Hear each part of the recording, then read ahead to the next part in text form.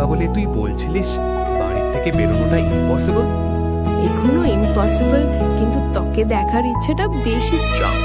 আর মা যদি দেখে ফেলে তাহলে এই দীপাবলি আমার জন্য হোলি হয়ে যাবে। চিল কর তুই, আজ আমরা দুজন লুকিয়ে বেরোচ্ছি, অ্যাডভেঞ্চার ডবল হবে।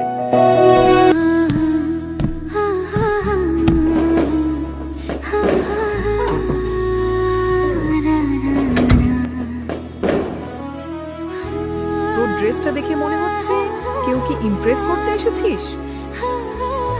দীপাবলির মুডে চলে এসেছি। আর একটা কারণ, তুইও তো।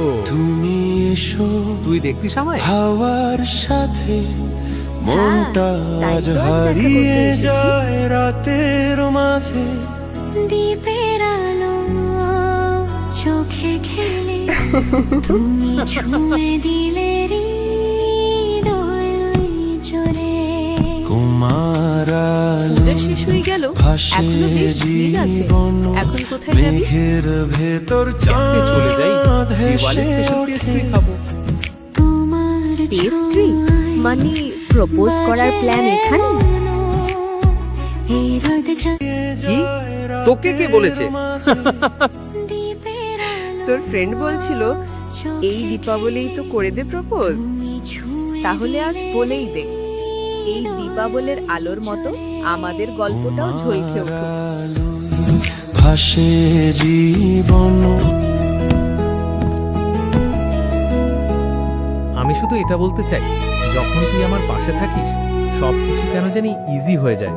তুই এই সব ভাবিস আমার জন্য, আর ভাবিস আমি কিছুই ফিল করি না রে পাগল তোর জন্য। মানে মানে তোর প্রশ্নের অ্যানসারটা হ্যাঁ, শুধু এতটা বলতে পারবো। জানিস, আজ মনে হচ্ছে দীপাবলি শুধু আলো নয়, একটা শান্তিও এনেছে।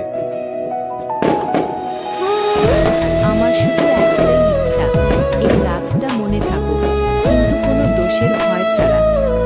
প্রমিস, পরের দীপাবলি আর লুকিয়ে নয়, বাড়িতে বলে বেরোতে যাবে। দেখি বাড়ির লোক যদি বাঁচিয়ে রাখে তাহলে নিশ্চয়ই।